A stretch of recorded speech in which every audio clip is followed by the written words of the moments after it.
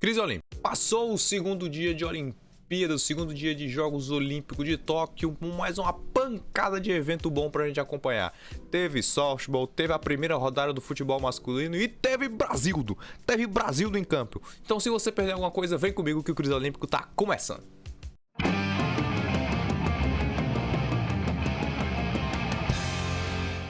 Antes de mais nada, primeiro dizer aqui, ó, as nossas redes sociais estão aqui embaixo, estão na descrição também, e nós estamos fazendo a cobertura em tempo real da Olimpíada, com muito humor, com muita informação, então para você não perder nada, já segue o Crise aqui em todas as redes sociais, beleza? Segundo aviso, quando a gente fala aqui de dia 1 e dia 2, a gente está se referindo aos dias olímpicos de Tóquio, certo? Então, quando eu falo que o dia 2 passou, estou falando do dia 2 que começou às 21 horas, 9 horas da noite, e terminou agora às 9 horas da manhã com o Jogo do Brasil.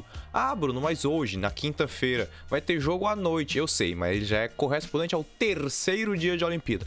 É um pouquinho confuso, mas só para você entender que a gente está situado com o horário do Japão para a gente não se perder, beleza? Então, sem mais delongas, vambora nós!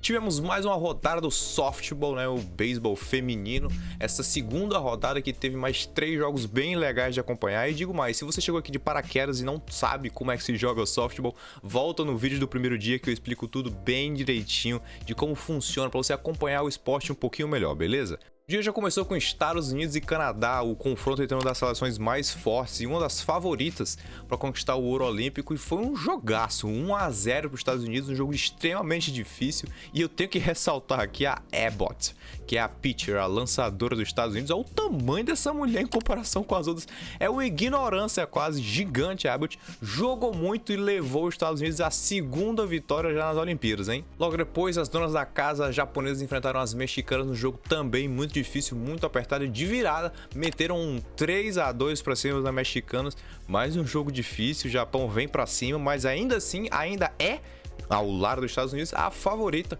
para conquistar o ouro olímpico no softball. E por fim, Itália e Austrália para fechar essa segunda rodada do softball. A Austrália que tinha perdido para o Japão e a Itália que tinha perdido para os Estados Unidos. Era um jogo meio que de socorro, preciso pontuar.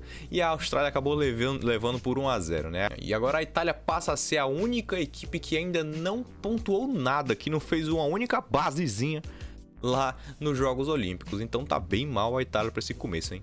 Classificação ficou da seguinte forma: as donas da casa em primeiraço, o Japão em primeiro, seguido dos Estados Unidos, após a Austrália, o Canadá, a Itália e fechando a tabela o México. Lembrando que o modo de disputa do softball é: o primeiro e o segundo vão para uma final disputando o ouro e a prata, o terceiro e o quarto se enfrentam em busca do bronze, beleza?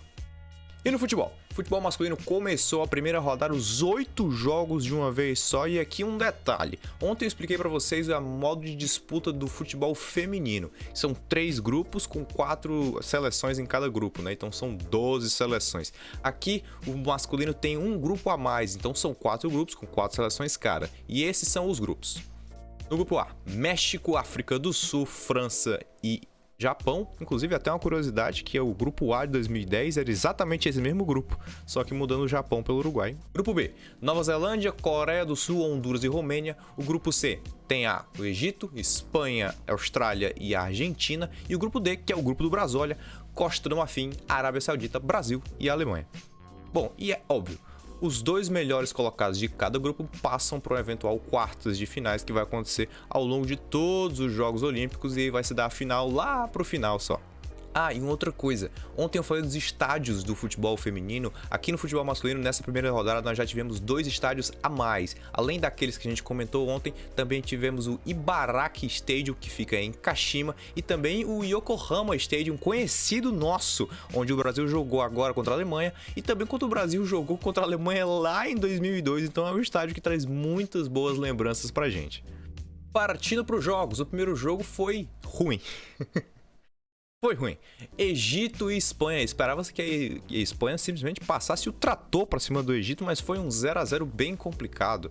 Um jogo muito conturbado em que a Espanha não conseguiu se soltar, mesmo sendo uma das seleções em questão de nomes, no papel, uma das mais fortes. Ela tem, por exemplo, aqui o Ceballos, o Unai Simon, o Dani Olmo, o Pedro Gonzalez, o Pau Torres e o próprio Marco Asensio do Real Madrid. Então, assim, é uma seleção bem forte para estar empatando com o Egito logo na primeira rodada.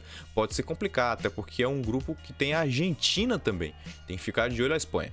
No outro jogo, uma surpresa, Nova Zelândia 1-0 contra a Coreia do Sul. A Coreia do Sul que sempre tem um ciclo olímpico muito forte, né? Meninos que chegam aí com muita força no futebol. E a Nova Zelândia, de uma forma surpreendente, bateu no finalzinho a Coreia do Sul e levou uma primeira vitória que pode ser importantíssima na sua classificação, hein? Depois uma partida muito forte, México e França. A França que vem com nem perto do que ela poderia trazer em questão de ciclo olímpico, em questão de Mbappé e outros jogadores que conquistaram a Copa do Mundo e são sub-23, até porque os clubes franceses não gostam de liberar muito, especialmente o Paris Saint-Germain. Mas ainda assim, é uma seleção bem forte que conta com nomes como o Gignac, como o Thauvin, como o Kalulu, o Touzard, nomes que a França possivelmente vai utilizar na Copa do Mundo do ano que vem. Mas apesar de todo esse poderio ofensivo, não deu para os franceses não. 4-1 para o México, um verdadeiro atropelo que ninguém esperava, mas o México, lembrando que o México tirou o ouro olímpico da gente em 2012 em Londres e vem forte de novo, começou batendo na França e começa muito bem esses Jogos Olímpicos. Pelo grupo do Brasil, Costa do Marfim e Arábia Saudita, queria só fazer uma ressalva, quem narrou esse jogo na Sport TV foi o Antero Neto, narrador daqui do Ceará, então um grande abraço pro Antero Neto, fez uma excelente narração. No grupo do Brasil, 2-1 para a Costa do Marfim em cima da Arábia Saudita, um jogo com pouca qualidade técnica, mas ainda assim bom de se assistir. Um jogo de desesperados, né? Porque a gente sabe que em um grupo que tem Brasil e Alemanha, só você tem 2 vagas, qualquer ponto é de grande ajuda. Então a gente sabe que a Arábia Saudita já sai com grande prejuízo para se classificar nesse grupo D aí. No jogo dos hermanos, felicidade, muita felicidade. Obrigado, Austrália. 2-0 para a Austrália com direito a expulsões pelo lado da Argentina. Estão abalados, hermanito? Abalados? No. É claro que o time da Argentina não é um time tão poderoso como os que jogou aqui na Copa América, né? Mas tem jogadores curiosos ali, o Ledesma no gol, o Francisco Ortega, o Medina, são bons jogadores que compõem essa seleção argentina que podem fazer uma diferença pra frente, mas que começaram muito mal, começaram. Continuando os jogos, a Romênia bateu por 1-0 a Honduras num jogo de pouca qualidade técnica, mas bateu a Honduras. Tá tudo bem. E o Japão, com muita dificuldade, com muito mais do que se esperava, ganhou de 1-0 da África do Sul, que a África do Sul se classificou em terceira da Copa Africana de Nações do Sub-23, então querendo ou não é uma das seleções favoritas a se conquistar essa medalha. Esperava ser um Japão um pouquinho mais forte, com muita dificuldade, mas venceu 1-0 pro Japão. E agora, o nosso. O meu, o seu, o nosso. Brazudo. Vai, Brasil, caralho! Ganhamos! Toca a música! Vai! Simbora! Brasil! Ganhamos! Um jogo muito mais complicado do que poderia, o que deveria ter sido. Essas são as nossas reações durante o jogo. Não tem pra ninguém, não. Só tem um no mundo, meu irmão. Só tem. Tá que pariu. Jamais foi criticado, Richarlison. Nunca foi criticado. 2-0 nós, vai virar baile essa porra. Ziquei mesmo, vai virar baile. O 7-1 vem. Simplesmente absurdo. Hat-trick do homem, não quero mais saber. Seleção olímpica é muito melhor que a principal. Pode botar pra jogar Copa América, Copa do Mundo, acabou, estou iludido. Grande momento, hein? Grande momento, hein? Atenção, hein? Filho da puta! Eu sei que faz muitos anos, mas ouvir o Galvão dizer gol da Alemanha ainda é muito esquisito. Porra, Santos.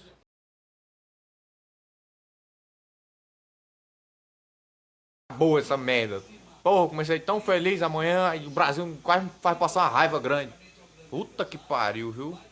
Vou trocar o nome do Brasil pra Ceará, de tanta raiva que me faz. O Brasil abriu 3-0, um 3-0 muito confortável, tava tranquilo, tava lindo. A gente tava imaginando que, porra, vamos buscar o 7-1 já, cara, vamos dar essa derrota aí de voltas. Richarlison absurdo, metendo gol pra caralho. Mas aí as coisas foram se complicando. O Matheus Cunha perdeu o pênalti. O Matheus Cunha perdeu 1 bilhão de chances, pra ser sincero. Todo mundo perdeu muita chance no Brasil. O Brasil deu em média mais de 20 chutes no gol. E mesmo assim, foram gols sofridos pra serem feitos ainda. A Alemanha chegou devagarzinho, conseguiu fazer no primeiro gol numa falha do Santos. Conseguiu fazer no segundo gol. Ficou dramática a partida. Por muito pouco que a Alemanha não empata.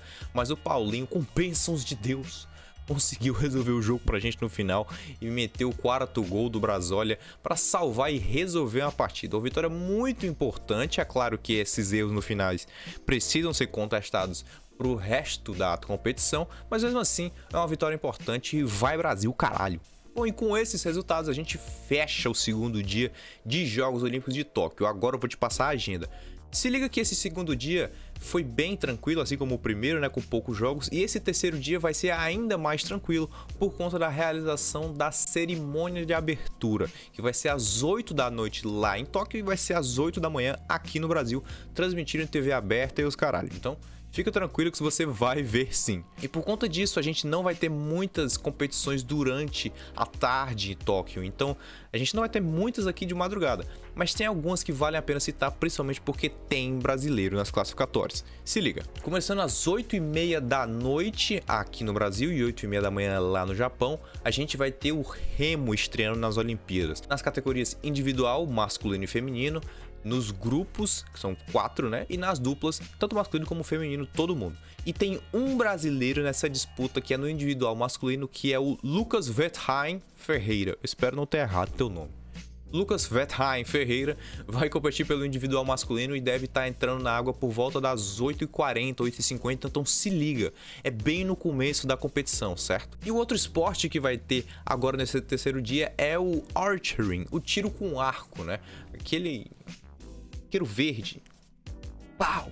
A gente vai ter 2 brasileiros disputando, certo? A gente vai ter a categoria masculino e feminino individual, começando às 9 horas da noite o feminino e às 1 hora da manhã o masculino. No feminino, a gente tem a Anne Marcele dos Santos competindo pelo Brasil e no masculino, o Marcos de Almeida. Então, 2 brasileirinhos junto com o Luca do Remo, são 3 pra gente torcer muito.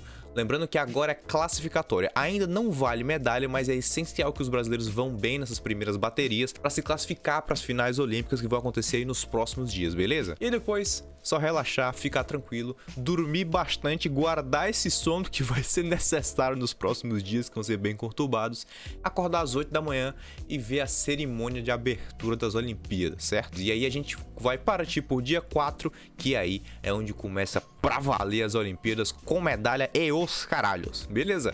Então esse foi o Quiz Olímpico de hoje, o segundo dia bem legal, com pouca coisa, mas na espera de que os próximos dias sejam recheadíssimos, beleza? Segue as nossas redes sociais, as minhas redes sociais também estão aqui na descrição. Muito obrigado a você que nos acompanhou, deixa a sua avaliação aí, o seu comentário, o seu like e compartilhe para quem você puder. Vamos estar aqui cobrindo todos os dias da Olimpíada aqui no Quiz, beleza? Um abraço, e é isso aí.